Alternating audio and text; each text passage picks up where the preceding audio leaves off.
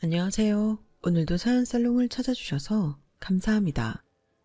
통쾌하게 한방 제대로 날리고 파혼을 한 20대 여성이에요. 파혼한 게 뭔 자랑이라고 이렇게 신났냐고 하시겠지만 파혼 과정을 들어보시면 이해가 되실 거예요. 저는 남들과는 조금 다른 환경에서 자랐어요. 제게는 저를 낳아주신 부모님과 저를 키워주신 아빠가 있어요. 저희 아빠는 저를 만나기 이전까지 주먹질로 먹고 사셨어요. 소위 말하는 깡패였죠. 사채업을 하면서 사람들도 참 많이 괴롭히셨어요. 그렇게 육아와는 전혀 상관없을 것 같은 인생을 살던 아빠와 제가 만나게 된 건 그놈의 돈 때문이었어요. 저를 낳아주신 친모는 술과 도박에 빠져 살던 남편을 견디다 못해 집을 뛰쳐나가셨어요. 6살밖에 안 된 딸까지 버리고 말이죠. 결국 친부 혼자 저를 키우게 되는데 키웠다기보다는 방임을 했다는 게 맞는 말일 거예요. 그러다 사채를 빌려 도박을 했고 그 돈을 갚지 못해서 사채업자한테 시달리게 된 거죠. 하루가 멀다 하고 저희 집에 찾아오는 무서운 손님은 그래도 저한테는 해코지를 하지 않았어요. 오히려 과자나 빵도 던져주고 가곤 했죠. 제 친부를 밀고 집안 살림을 부수고 가는 걸 빼면 저한테는 친부보다 더 나은 사람들이었어요. 그렇게 1년 가까이 친부는 그 사람들한테 시달렸고 그러던 어느 날 당시 7살이던 저만 혼자 집에 버려둔 채 집을 나가고 말았어요. 사흘이 넘도록 집안에 방치돼 있던 저는 집에 있던 빵조거리와 라면 부스러기로 연명하다가 굶주림에 지쳐 쓰러졌어요. 그런 저를 발견하고 병원에 데려간 사람은 평소 제 친부를 괴롭히던 사채업자 대장이었어요. 바로 지금의 제 아빠요. 그동안 제대로 먹지 못해서 영양실조에 탈수까지 있던 저를 모른 척할 수 없었던 아빠는 퇴원 후 저를 아빠 집으로 데려갔어요. 일단 몸에 좋은 음식을 많이 먹여야 한다는 건 알았지만 요리도 할 줄 모르고 애들을 어떻게 키워야 하는지도 몰랐던 아빠는 매일같이 무작정 저를 사무실로 데리고 나갔어요. 거기서 저는 깡패 삼촌들과 함께 아빠의 단골 식당 밥을 먹었고 씻고 입는 건 다방 레지 언니들이 맡아 해주었어요. 어머 오빠, 이 귀여운 꼬맹이는 누구야? 오빠 딸이야? 이게 미친나. 딸은 무슨 딸? 담보다 담보. 이게 내 돈 띵까 먹고 내 뺀 서상식의 딸내미 아이가. 근데 무슨 담보를 이리 애지중지해. 어머, 그러고 보니 얘 오빠랑 좀 닮은 것 같지 않아? 눈매며 코며 완전 똑같잖아. 밖에 데리고 나가면 오빠 딸이라고 해도 믿겠는걸? 그날 다방 레지 언니의 말 때문이었을까요? 아빠도 저도 서로의 얼굴을 보며 왠지 모르게 친밀감을 느꼈던 것 같아요. 그리고 불과 한두 달 사이 많은 것이 변했어요. 저를 두고 돈 받아내기 위한 담보라고 말하던 아빠가 언제부턴가 사람들한테 저를 딸내미라고 말하게 되었으니까요. 그렇게 된 데는 이유가 있었어요. 몇 달 뒤 제 친부가 아빠 밑에서 일하는 삼촌들한테 잡혀왔는데 그때 친부가 아빠한테 저를 팔았거든요. 정확히는 친부가 저를 키울 생각이 없으니 시설에 버리든 마음대로 하라고 말하자 그 말을 들은 아빠가 친부의 빚을 탕감해주는 대신 평생 제 앞에 나타나지 말라고 했어요. 그리고는 저를 딸로 키우기 시작한 거죠. 돈 장사하는 사람이 그렇게 밑지는 거래를 하다니 말도 안 되는 일이었죠. 그날 밤 아빠는 제게 말했어요. 니는 이자부터 내 딸내미다. 서정인이가 아니고 앞으로 박정인인기라. 알겠나? 차라리 다행이다 싶었어요. 친부와 사는 것보다 깡패 아빠랑 사는 게 훨씬 좋았거든요. 그렇게 서정인에서 박정인이 된 저는 얼마 뒤 초등학교에 입학을 했고 그 무렵 아빠는 사무실을 정리하고 주먹세계에서 완전히 손을 씻었어요. 이제 자식을 키우는 부모가 되었으니 떳떳하게 사는 모습을 보여줘야 한다는 게 이유였죠. 사람들은 아빠가 얼마 안가 다시 주먹세계로 돌아갈 거라고 생각했지만 지금까지도 아빠는 그쪽과는 담을 쌓고 살고 계세요. 그때 아빠 밑에서 일하던 삼촌들 중 하나가 아빠를 따라 나섰는데 아빠는 삼촌과 함께 자신들이 일수놀이를 하며 사람들을 괴롭히던 그 시장통에서 생선 나르는 일을 시작했어요. 처음엔 시장 사람들이 갑작스레 변한 아빠를 믿어주지 않았어요. 저러다 눈깔이 휙 돌아피면 다시 주먹부터 쓸 놈이다 저거. 하지만 피 한 방울 안 섞인 딸을 키우며 누구보다 성실하게 일하는 아빠를 보자 사람들도 조금씩 마음을 주기 시작했고, 그렇게 몇 년이 지나는 사이 아빠는 시장 사람들 속에 완전히 스며들게 되었어요. 그 무렵 시장 사람들이 단체로 사기를 당하는 사건이 발생했는데, 그때 시장 사람들을 위해 발벗고 나서는 아빠를 보고는 사람들도 완전히 마음을 열게 되었죠. 비록 도망간 사기꾼은 끝내 못 잡았지만요. 제가 중학교에 들어갈 무렵 추산물 도매상을 인수한 아빠는 거친 과거가 무색할 정도로 완전히 시장 사람이 다 되어버렸어요. 팔과 등에 그려진 문신이 아니고서는 아빠의 과거를 의심할 게 하나 없었죠. 그 사이 아빠 밑에서 일하던 상철이 삼촌도 결혼해 가정을 이루었고 이듬해 아들을 낳았어요. 길바닥에서 주먹을 쓰며 십수년을 의형제로 지냈던 두 분은 어두운 과거를 버리고 이제 평범한 가장이자 아빠가 된 거죠. 얼굴도 예쁘지만 마음씨도 고운 상철이 삼촌 아내는 저희 집 살림까지 도와주셨어요. 저 역시 작은 엄마라고 부르며 잘 따랐고요. 아빠한테 말하기 어려운 일들은 작은 엄마한테 털어놓곤 했는데 그럴 때마다 엄마처럼 저를 보다듬어 주셨죠. 누가 봐도 우리는 평범한 가족이었어요. 실제로도 그렇게 살았고요. 제 머리를 묶어주는 아빠 손은 비록 거칠었지만 손길은 세상 무엇보다 따뜻했기에 부모한테 버려지고 사채업자 손에 자란 저였지만 평범한 유년기를 보낼 수 있었죠. 공부도 곧잘 해서 서울에 있는 대학에도 입학했고요. 제가 서울로 떠나던 날 아빠는 세상 다 잃은 사람처럼 어깨가 축 터져서는 살짝만 스쳐도 눈물이 쏟아질 것 같은 얼굴을 하고 있었어요. 아빠야, 내 죽으러 가는 거 아니다. 공부하러 가는 기다. 근데 이게 뭐고? 누가 보면 초상난 줄 알겠다. 아이고 무시라. 인상 좀 피라. 깡패 티낼락하나. 뭐라카노 가시네. 내가 어딜 봐서 깡패고. 내 손 깨끗이 씻었다. 그런 소리 하지 마라. 내는 선량한 부산 시민이다. 아이고야 맞다. 우리 아빠야가 이래 사람 노릇할 줄 누가 알았겠노. 그동안 나 키우느라 힘들었지. 좀만 더 고생해라. 내 대학 졸업하고 다 갚아줄 기다. 그러고 수기 이모야 하고 살림 좀 합치라. 내 눈치 보느라 그러고 떨어져 살 거 없다. 수기 이모야가 나 어릴 때 똥반스도 갈아주고 했다 아이가. 그런 여자 세상에 또 없다. 알았나? 나 없을 때 집에 데리고 가서 확 잡아뜨리라. 아빠야, 니 그거 못 하겠나? 아직 그 정도 힘은 있지? 뭐라카노 가시네. 지아라. 제가 떠나면 적적하게 지낼 아빠가 걱정돼서 일부러 더 아빠를 놀렸어요. 하지만 수키 이모랑 살림을 합치라고 한 건 제 진심이었어요.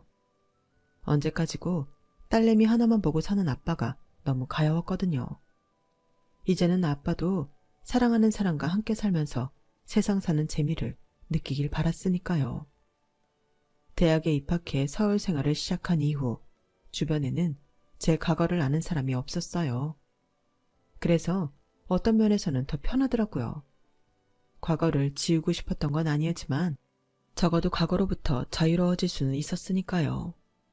보름에 한 번 일을 핑계로 서울로 올라오는 아빠 역시 사채업자 출신이 아닌 그저 극성맞은 딸바보 아빠로만 보였어요.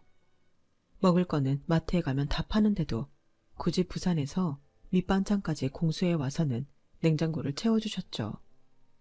냉장고에 반찬이 남아있으면 밥 제대로 안 먹느냐고 화를 내고 반찬을 다 먹어치우면 모자라면 말을 하지 왜 말 안 했냐고 삐지고 이래도 걱정 저래도 걱정인 아빠가 때때로 귀찮기도 했지만요.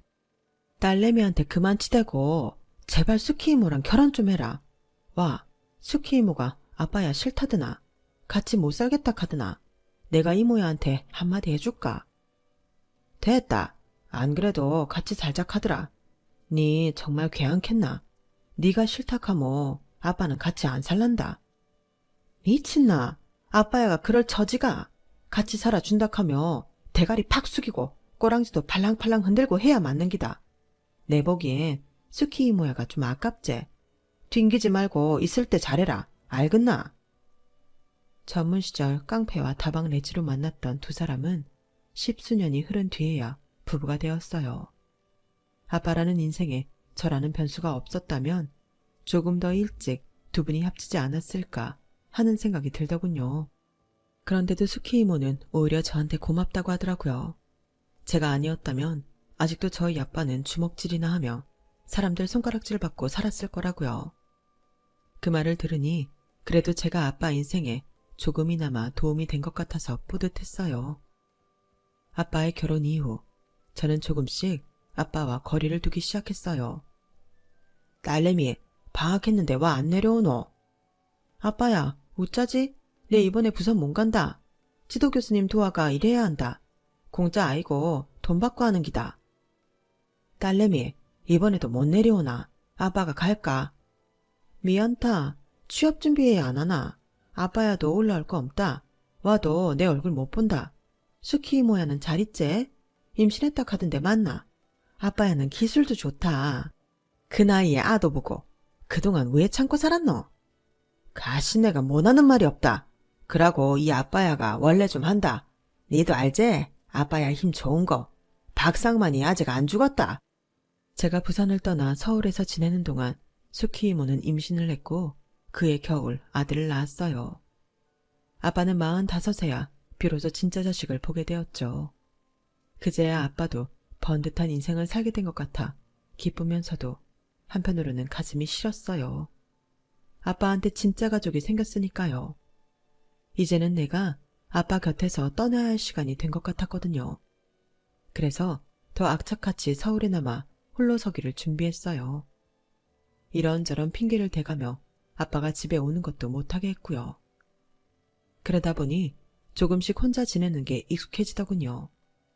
대학을 졸업하고 취직을 한 후로는 일 때문에 바빠서 명절이나 부산을 찾아가곤 했어요. 갈 때마다 부쩍부쩍 자라있는 동생을 보니 시간이 참 빨리 흐른다는 생각이 들곤 했죠.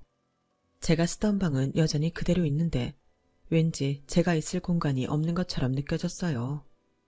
제가 없는 사이 집안 곳곳에는 스키 이모와 동생의 흔적들이 가득 차 있었거든요.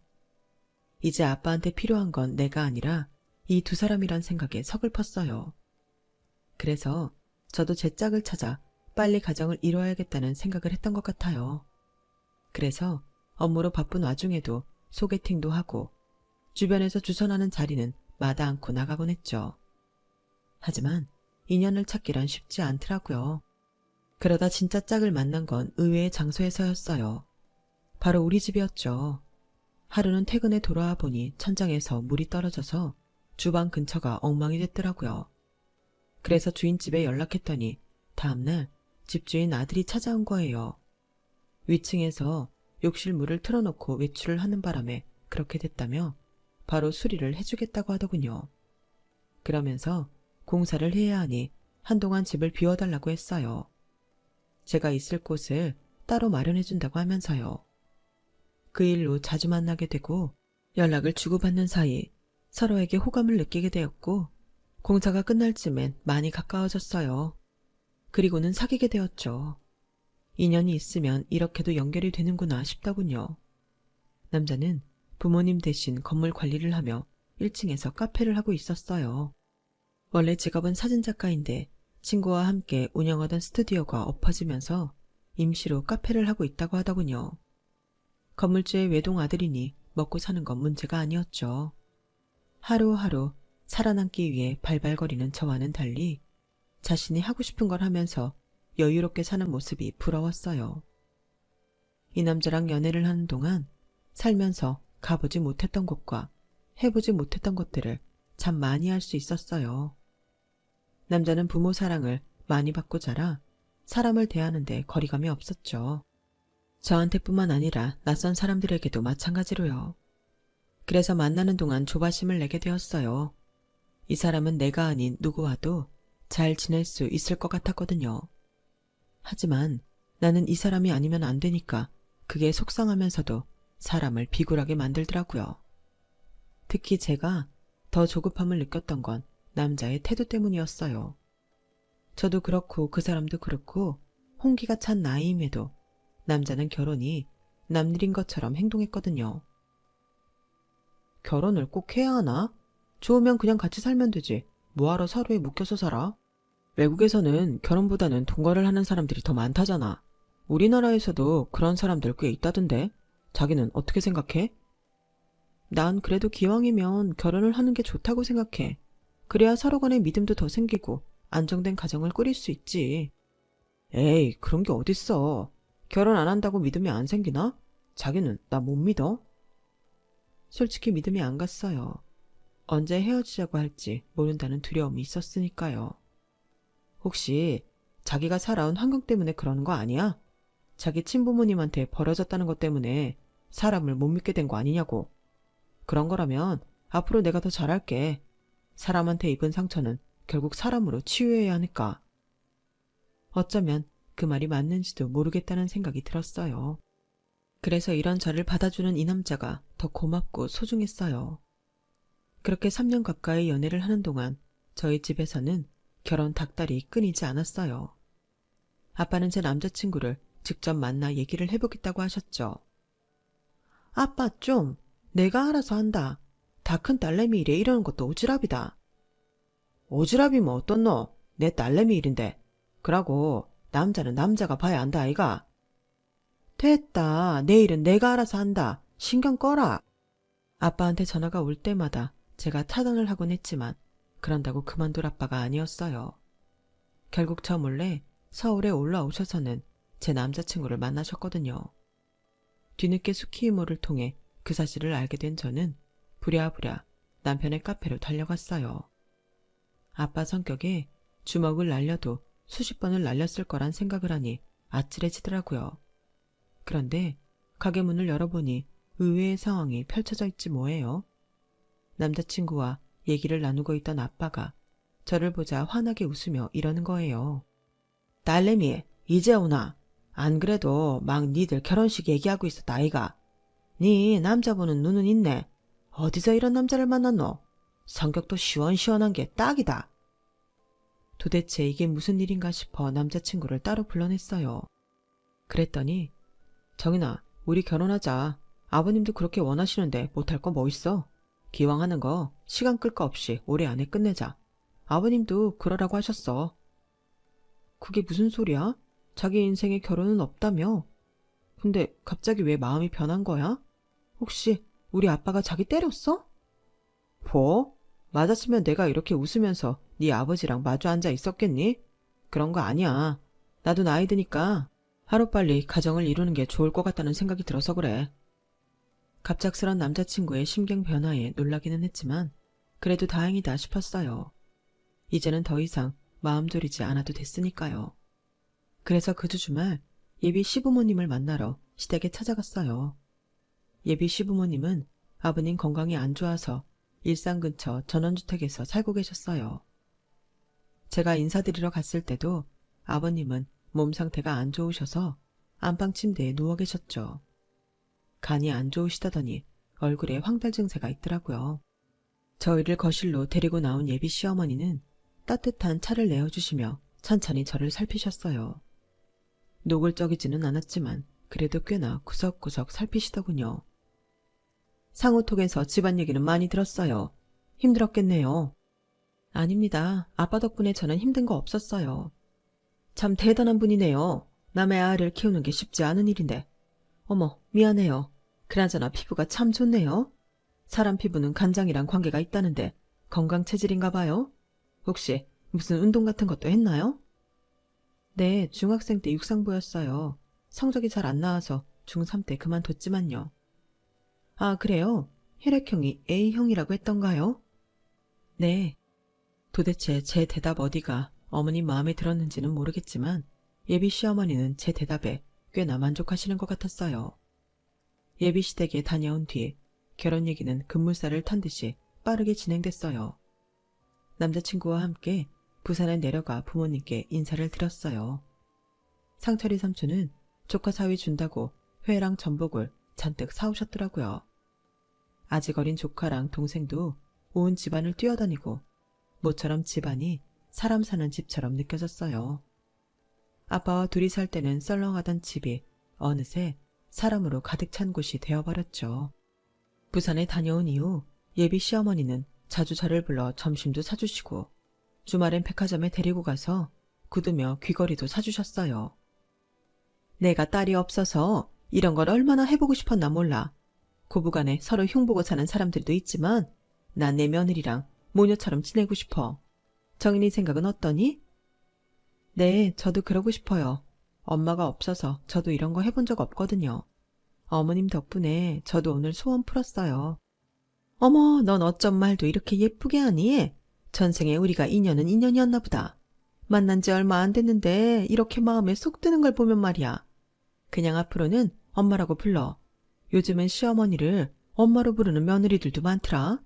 며느리도 자식인데 못할 거 뭐 있니? 어머님의 말에 나도 모르게 눈가가 붉어졌어요. 내 인생에 엄마는 없을 거라 생각했으니까요. 물론 수키 이모가 엄마처럼 저를 보살펴 주셨지만 그래도 단 한 번도 엄마라고 불러본 적이 없었거든요. 그런데 시어머니는 왠지 엄마라고 불러도 될 것 같았어요. 나도 이제 온전한 가정을 이루고 살게 됐구나 생각하니 가슴이 벅차오르더군요. 하지만 세상 모든 일에는 대가가 따르는 법이잖아요. 부모 자식 간에도 그런데 하물며 피 한 방울 안 섞인 남남끼리는 더더욱 그렇죠. 그날도 예비 시어머니의 호출을 받고 시내에 위치한 유명 한정식집으로 갔어요. 통유리창 너머로 잘 꾸며진 정원이 보이는 한옥 스타일의 한정식집이었죠. 거기서 어머님은 제일 비싼 코스로 시켜주셨어요. 고기도 먹어본 놈이 먹는다고? 이런 것도 먹어봐야 음식 솜씨도 늘고 세팅할 때 실력 발휘도 할 수 있단다. 앞으로 엄마가 이런 데 많이 데려와 줄게. 감사합니다, 어머님. 얘는 어머님이 뭐니? 엄마라고 부르라니까. 너 자꾸 그러면 거리감 느껴진단 말이야. 아직은 나 뜨거워서 엄마라는 말이 잘 나오지 않았어요. 반면에 어머님은 너무도 자연스럽게 저를 우리 딸이라고 부르셨죠. 딸, 엄마가 부탁이 하나 있는데 들어줄 수 있어? 어렵다면 어렵고 쉽다면 쉬운 일이야. 말씀하세요. 제가 해드릴 수 있는 거라면 다 할게요. 그러자 예비 시어머니는 기다렸다는 듯이 얘기를 꺼냈어요. 너도 알다시피 네 시아버지가 몸이 안 좋잖니? 병원에서는 이제 이식밖에는 길이 없다고 하는구나. 내 생각 같아선 내 간이라도 떼어주고 싶지만 나이가 있어서 그건 안 된다고 하고 우리 상우한테 시키자니 한창 일해야 하는 애인데 못할 짓 하는 것 같지 뭐니. 그래서 말인데 너 결혼하면 어차피 일 그만둘 거잖니? 네? 일을 그만두다뇨. 저 회사 계속 다닐 생각인데요. 어머 얘, 그게 무슨 소리니? 우리가 집이 없니 돈이 없니? 나 내 며느리 돈 벌어오라고 밖에다 굴릴 생각 없어. 그렇다고 집안일 하라는 건 아니다. 집안일이야 도움 있으면 되니까 넌 그저 이 엄마랑 백화점 쇼핑도 하고 전시회도 다니고 브런치도 먹으면서 우아하게 살면 돼. 엄마는 그래서 우리 정인이가 하루빨리 우리 집에 시집 오길 바란 건데 넌 아닌가 보구나. 서운한 표정을 지으시는 어머님을 보니 제가 못할 짓을 한 건가 싶더라고요. 그런데 그 순간 어머님이 제 손을 꼭 잡으시며 그러시는 거예요. 정인아, 엄마가 이런 말 하게 돼서 미안한데 우리 정인이가 시아버지한테 간 좀 떼어주면 어떨까? 많이도 아니고 조금이야. 이식수술 후에도 너 생활하는데 전혀 지장 없을 정도니까 걱정 안 해도 돼. 정인아, 네가 그렇게만 해준다면 내가 정말 더 바랄 게 없다. 니들 결혼할 때 혼수? 그딴 거 하나 필요 없어. 엄마가 다 사줄게. 너 나중에 애 낳아도 엄마가 다 키워줄 거고 네가 원한다면 명품 백이고 옷이고 다 사줄게. 그러니까 제발 엄마 부탁 좀 들어주렴. 응? 우리는 이제 가족이잖니. 힘들 때 서로 돕는 게 가족 아니겠어? 가족이라는 말에 가슴이 두근거렸어요. 그까지 간 좀 떼어주면 내가 정말 이 사람들과 가족이 되는 건가? 그렇다면 그리 나쁜 조건은 아닌 것 같더라고요. 물론 저희 아빠가 이 사실을 아신다면 가만히 안 계시겠지만요. 부산에 갔다 온 이후로 저는 마음이 심란했어요. 그곳에 내가 없어도 빈자리가 하나도 느껴지지 않는 게 서운했었거든요. 이 사람들한테 나는 이미 남이 되어버렸구나 싶은 게 마치 세상에 혼자 버려진 기분이 들더라고요. 그런데 시어머니가 나를 가족으로 받아주시겠다고 하니 혹할 수밖에요. 비록 제 간을 내어드려야 하지만요. 며칠 고민을 한 저는 시어머니께 전화를 드렸어요. 간 이식 수술 하겠다고 말이죠. 그러자 예비 시어머니는 그날 바로 저를 찾아와 백화점으로 데리고 가셨어요. 그리고는 500만 원이 훌쩍 넘는 가방을 제 품에 안겨주셨죠. 다음 날 저는 어머님과 함께 병원에 가서 간 이식 적합검사를 받았어요. 아버님과는 혈액형도 같고 제가 워낙 건강 체질이라 별 문제 없으리라 생각했죠. 그런데 검사 결과 제 간의 용적이 작아서 이식이 불가능하다는 판정이 나온 거예요. 한마디로 제 간이 작아서 남한테 떼어줄 수 없다는 얘기였죠. 검사 결과를 들은 예비 시어머니는 믿을 수 없다는 표정으로 의사한테 따졌어요. 아니, 이제 와서 이러면 어떡해요? 혈액형도 같고 애 상태도 건강해서 잘 될 거라면서요. 용적 문제야 의사 실력으로 해결할 일이지. 그런다고 이식을 못 해준다는 게 말이 되냐고요? 지금까지 어머님이 단 한 번도 화를 내는 모습을 본 적이 없던 저로서는 그런 어머님이 낯설게 느껴졌어요. 그런데 그건 시작에 불과했던 거예요. 간 이식이 불가하다는 판정을 받은 이후 어머님은 지금까지 내가 알던 사람이 맞나 싶을 정도로 변하셨거든요. 전에는 못해도 일주일에 한두 번은 저를 불러내 밥도 사주시고 공연도 보러 가셨는데 검사 이후부터는 연락도 없으시고 전화 연락을 하셔도 싸늘한 목소리로 혼수 얘기만 하시더라고요. 혼수 목록 상우편에 보낼 테니까 보고 준비해라. 어머님, 상우씨 바쁠 텐데 제가 받으러 갈까요? 간 김에 어머님이랑 점심도 같이 하고요. 전에 자주 가시던 한정식집 어떠세요? 예, 넌 정신이 있는 애니 없는 애니? 지금 네 시아버지가 간이식 못 받아서 자리 보전하고 있는 판에 뭐? 너랑 밖에서 점심을 먹어? 아무리 네 부모 아니라고 어쩜 이렇게 무신경할 수가 있니? 너 솔직히 말해. 간 이식 해준다고 했던 것도 다 쇼였지? 어차피 이식 못하는 거 알고 일부러 그런 거 아니냐고? 어머님, 그런 거 아니에요. 저 정말 모르는 일이었어요. 정말이에요. 믿어주세요. 아, 머리야. 어떻게 여자를 데려와도 천하에 쓸모없는 저런 걸 데려왔나 몰라. 예, 난 너랑 길게 말하고 싶지 않으니까 전화 끊자. 사람의 마음이 그렇게 쉽게 변하는지는 그때 처음 알았어요. 아니, 어쩌면 처음부터 어머님께 저는 며느리감이 아니라 강기증 공여자일 뿐이었는지도 모르겠네요. 그런데 변한 건 어머님뿐만이 아니었어요. 남자친구 역시 슬슬 저를 피하기 시작하더니 오랜만에 만나서도 짜증을 내기 일쑤였어요. 아, 뭐 이렇게 해야 될 게 많아. 이러면서까지 꼭 결혼해야 하는 거야? 이 정도 준비하는 게 뭐가 힘들다고 그래. 그리고 준비는 자기가 했어? 내가 다 했지. 그러니까 인상 좀 펴. 나 솔직히 이 결혼하는 게 맞는 건지 판단이 안 서. 너도 알잖아. 나 비혼주의자였던 거. 넌 이런 내가 결혼해서 잘 살 수 있을까? 얼마 전까지만 해도 자기가 더 들떠서 결혼 타령을 하던 사람이 하루아침에 확 바뀐 거예요. 본인은 아니라고 하지만 제 생각엔 아무래도 제가 간 이식을 해드릴 수 없게 된 게 이유가 아닐까 생각됐어요. 결혼 날짜는 다가오는데 남자친구는 자꾸 뒷걸음질 치는 것 같고 예비 시어머니는 말도 안 되는 혼수를 요구하시며 저를 괴롭히기만 하셨죠. 이런 상황도 모르고 아빠는 좋은 횟감이 들어왔다며 예비 시댁까지 찾아가신 거예요. 그리고 그날 드디어 일이 터지고 말았죠. 딸내미, 아빠가 상철이 삼촌이랑 용식이 할배 모시고 결혼식 가는 길에 니네 시댁 좀 들릴락 한다. 좋은 횟감이 있어가 물건만 전해주고 갈락하니까네 니가 전화 좀 넣어도 이서방한테 연락하니까네 전화를 안 받네. 시간 되모 같이 와가 묵으라. 이게 쉽게 만날 수 있는 횟감이 아니다. 올 거제? 아빠, 거길 와가는데 그러지 말고 차 돌리라. 그냥 가지 말라고. 아빠는 좋은 건 나눠 먹어야 한다며 기어코 예비 시댁으로 가셨어요. 상견례 전에 얼굴도 익힐 겸 해서 일부러 가신 거였죠.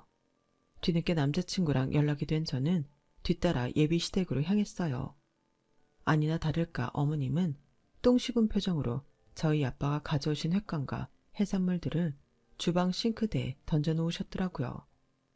그리고는 환자도 있는 집에 함부로 찾아왔다며 아빠한테 화를 내고 계셨죠. 아빠를 태워 저희 시댁까지 모셔온 상철이 삼촌은 얼굴이 울그락불그락해서는 당장이라도 한마디 할 기세였어요. 그런데도 아빠는 화를 꾹 참으시며 미리 연락 못하고 찾아와 죄송하다며 고개를 조아리셨죠. 그리고 예비 사돈한테 인사만 하고 가겠다고 안방으로 들어가셨어요. 그런데 예비 시아버지 얼굴을 본 아빠가 소리를 버럭 지르시지 뭐예요. 이게 누구? 네 이장수 맞지? 부산서 시장 사람들 돈 띵까 묻고 내 뺀 이장수 맞냔 말이다. 아이고야, 세상 참 좁다 카더니 우리가 이래 만나네. 니 내 돈 빌려 쓰고 안 갚은 건 기억하드나? 나 모르겠나? 시장 통해서 일손으로 하던 박상만이다. 그때 니가 땡가 먹은 지 한 기삼천 됐지? 상철아, 니 이리 와봐라. 니가 포항까지 잡으러 갔다 허탕친 이장수 여 누워있다. 그 말에 상철이 삼촌은 안방으로 달려갔어요. 그리고는 잠시 뒤 입에서 육두문자가 쏟아져 나왔죠. 그러자 침대에 누워있던 아버님이 귀신이라도 본 사람처럼 벌벌 떨기 시작한 거예요. 아니 이 사람들이 환자 앞에서 무슨 짓이야? 당장 안 나가?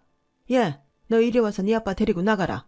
아이고, 지 부모한테 버림받고 남의 손에 자랐다더니 고작 널 키워준 게 주먹질이나 하고 살던 깡패였니?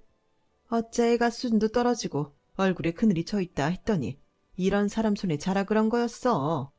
이 결혼 없던 걸로 할 테니까 당신들 당장 내 집에서 나가. 하마터면 이런 그지 같은 것들이랑 사돈 맺을 뻔했잖아. 상우 너도 그렇지. 어디서 데려올 게 없어서 깡패 새끼 딸년을 데려왔니? 당장 내쫓아. 어머님, 무슨 말씀을 그렇게 하세요? 그 말 당장 사과하세요. 그지 같은 거라뇨. 깡패 새끼라뇨. 우리 아빠 비록 한때는 나쁜 짓도 많이 하고 사셨지만 지금은 손 씻고 열심히 살고 계세요. 그런데 왜 우리 아빠가 그런 소리를 들어야 해요? 사과하세요. 사과? 예, 깡패 새끼를 깡패 새끼라고 하는데 그게 사과할 일이니? 긴 말 필요 없으니까 당장 나가라고. 그러자 아빠는 삼촌한테 귓속말을 하고는 밖으로 내보냈어요. 그리고 짝다리를 짚으시곤 예비 시아버지를 내려다 보셨어요. 잔뜩 겁에 질린 아버님은 식은땀까지 흘리시더군요. 와, 니네가 무섭드나? 네 세상에서 제일로 무서운 게 뭔지 아나? 돈? 권력? 아니다. 바로 자식이다. 전과 삼범에 천하의 개쓰레기 인생도 한순간에 바꿔놓은 게 바로 자식인기라. 네, 쟤 많이 짓고 살았다. 주먹 휘둘러가 돈도 많이 뺐고 피도 보고 사람들 눈물도 많이 뺐다 아이가. 그랬던 나 박상만이가 내 딸내미 한마디에 손 싹 씻고 생선 배달 시작했다. 거기까지 얘기를 하자 예비 시어머니가 볼멘 소리로 그러는 거예요. 주먹질하고 산 게 무슨 자랑이라고. 그래서 뭐 지금 우리를 어떻게 하겠다는 거야 뭐야. 세상 편한 지가 언젠데 젊을 때 주먹질 좀 한 거 가지고 유세를 떨어? 그래봤자 삼류 지방 깡패밖에 더 돼? 그깟 3천 주면 될 거 아니야. 여보, 계속 듣고 있을 것도 없어. 경찰에 신고해. 저런 것들은 경찰서 소리만 들어도 지레 겁먹고 도망가는 놈들이라고. 그러자 아빠가 쓴웃음을 지으며 그러셨어요. 아지매요. 경찰이 뭐 되겠습니까? 뭐 경찰을 부르든 특공대를 부르든 마음대로 하입시다. 네, 경찰 하나도 안 모십습니다. 트럭으로 데리고 와도 눈 하나 깜빡 안 합니다. 왠지 아십니까? 내한테는 세상에서 제일로 무서운 게 딸내미라 그러십니다. 그보다 더 무서운 게 있다 카모 바로 내 딸내미 눈물입니다. 지금껏 내 딸내미 눈에서 눈물 뽑은 쉐끼들은 고마 팍! 몸성이 살고 있는 것들이 없다 하는 것만 말해주겠습니다. 근데 우짜지 얘. 내 딸내미 눈에 눈물이 맺혀 있네 얘. 순간 아빠 눈에서 살기가 번뜩하더니 예비 시부모님을 쓱 훑었어요. 마치 눈앞에 사냥감을 두고 혓바닥을 날름거리는 흑사의 눈처럼 살기가 흐르는 통에 예비 시부모님은 꼼짝없이 얼어버리고 말았어요. 그때였죠. 현관 쪽에서 상철이 삼촌 목소리가 들렸어요. 형님, 준비 끝났습니다. 안으로 들일까예? 그 말에 남자친구와 그 가족들은 사색이 되었어요. 특히 조금 전까지 기세등등하던 어머님은 손까지 바들바들 떨며 물었죠. 준비라니 뭘 준비한다는 거예요? 설마 우리를 땅에 묻기라도 하겠다는 거예요? 그러자 남자친구는 잔뜩 겁을 먹은 누나를 굴리더니 바닥에 넙죽 엎드려 고개를 조아리고는 싹싹 빌기 시작했어요. 장인어른, 제가 잘못했습니다. 제가 철이 없어서 따님 가슴에 못질을 했어요. 잘못했습니다. 하지만 처음부터 간이식 노리고 사귄 건 아니에요. 정말이에요. 결혼하려시면 지금이라도 당장 할게요. 그러니까 제발 살려주세요. 엄마, 아빠 뭐해? 같이 안 빌고. 그러자 지금까지 몸에 힘주고 뻗대던 예비 시부모도 바닥에 무릎을 꿇고는 싹싹 빌었어요. 상만씨, 내가 그 돈 다 갚을게. 원금뿐만 아니라 이자까지 다 쳐서 갚을 테니까 제발 이러지 마. 손 씻었다며? 이제 와서 손에 피 묻힌들 자네도 자네 딸도 속이 편하겠나? 그래요. 우리가 좀 과했던 면이 없지 않으니까 파혼에 따른 위자료로 심심치 않게 드릴게요. 제발 우리 좀 살려주세요. 아마도 그 순간 예비 신랑과 그 부모님의 머릿속에는 조폭 영화의 잔인한 복수 장면이 떠올랐을 거예요. 문 밖에 준비되어 있다는 그 무엇이 자신들의 목숨줄을 잡고 있다는 걸 직감했던 거겠죠. 마치 최후의 발악을 하듯 그렇게 세 사람은 손이 발이 되게 싹싹 빌었어요. 그런데도 아빠는 눈썹 하나 까딱 않고 밖에 있는 삼촌한테 서늘한 목소리로 말했어요. 상철아, 드리라. 그 말에 시댁 식구들은 절규에 가까운 비명을 질러댔고 드디어 안방으로 지팡이를 짚은 노인이 들어왔어요. 그 모습에 바닥에 엎드려 있던 세 사람은 벙찐 표정이 되었죠. 지팡이를 짚고 들어오신 분은 다름 아닌 용식이 할아버지였어요. 예전 상인의 회장직을 맡으셨던 분으로 예비 시아버지한테 가장 많은 돈을 뜯긴 분이셨죠. 용식이 할배요. 어서 오시소. 식사하셔야 할 낀데 이래 틀어졌네 얘. 지아라. 밥이 문제가. 내 돈 띵까먹고 내 뺀 장수 이놈아를 잡는 게 먼저 아이가. 아이고야 이게 누구? 용식이니? 나 기억하제? 할아버지는 바닥에 무릎 꿇고 앉아있는 예비 시아버지를 보시고는 눈을 번뜩이셨어요. 맞네 맞아. 니 내 돈 떼먹고 그간 잘 살았는갑다. 볼때기에 살이 띠룩띠룩 붙어가 있는 게 잘 처먹고 살았는갑다. 니 그 돈이 무슨 돈인지 알기는 하나? 내 마누라 수술비였다. 평생을 못 먹고 못 입고 살다가 내 마누라 목숨 줄였다 이 말이다. 그 돈 잃고 마누라 하늘 떠나보내고 니 많이 욕했다. 천벌 받아 돼지라고 했다. 내만 그랬는 줄 아나. 니한테 돈 뜯기고 길바닥에 앉은 상식이, 가게 들어먹은 정육점 최씨, 딸내미 혼수비 뜯긴 구두방 서씨까지 죄다 니 나가 돼지라고 침 캬 뱉었다. 그래도 살다 보이 이래 다시 만나네. 니 서울서 건물도 갖고 큰 소리 땅땅 치고 산다 카던데 맞나? 그 순간 예비 시아버지 얼굴이 하얗게 질려버렸어요. 지난 시절 자신이 저지른 죄가 한순간에 떠올랐기 때문이죠. 자신을 믿고 투자를 했던 시장 사람들 가슴에 비수를 꼽고 돈을 챙겨 야반도주를 했던 그날이 생생하게 떠올랐을 거예요. 제가 어렸을 때 있었던 일이지만 아직도 기억이 나요. 그날의 일로 시장에는 줄초상이 났었거든요. 그때 저희 아빠랑 상철이 삼촌이 제 예비 시아버지를 잡으러 전국을 찾아다녔어요.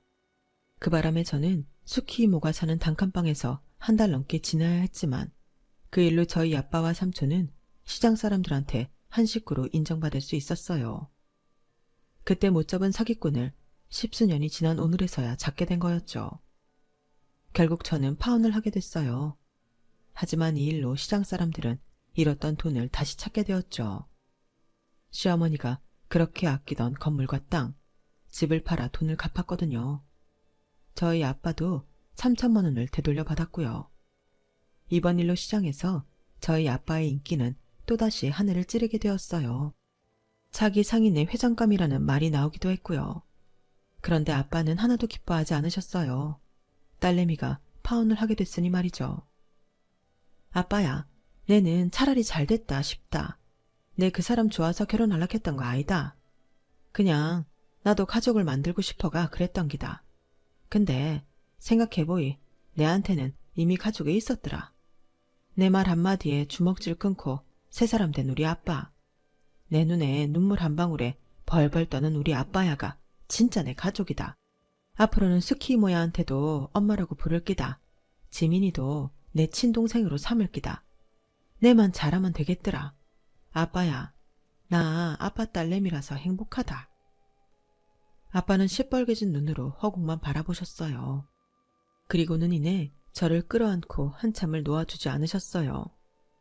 그날 아빠의 품속은 세상 무엇보다 따뜻했어요. 이제는 저도 아빠한테 따뜻한 품을 내어드릴 수 있는 멋진 딸내미가 되어야겠다 생각합니다. 비록 피는 안 섞였어도 세상 누구보다 끈끈한 모녀지간임을 확인했으니까요. 가족이란 게 참 뭔지 아직도 잘 모르겠지만 세상 무엇보다 따뜻한 건 확실한 것 같습니다.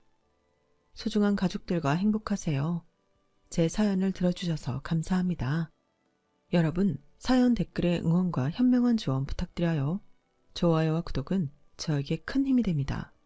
오늘도 좋은 일 가득하세요.